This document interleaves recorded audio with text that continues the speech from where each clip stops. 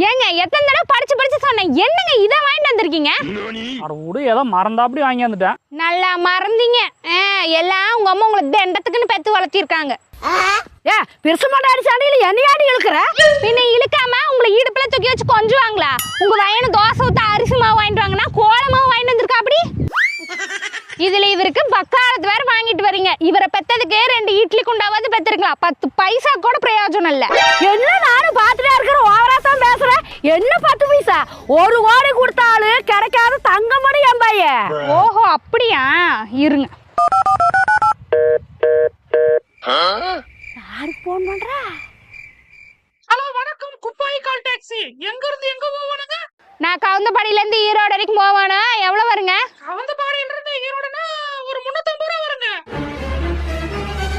சரி, கூட என்ற வீட்டுக்கார் வந்தா அதுக்கு தனி சார்ஜ் இல்ல, அதேதான். சரிங்க. அப்புறம் என்ற மாமியார் கூட வந்தா? அதாம்மா, அவ 2 பேத்துக்கும் தனியா 10 பைசா கூட கிடையாது, உங்களோடய வந்துக்கலாம். சரிங்க, நான் அப்புறம் கூப்பிடுறேன்.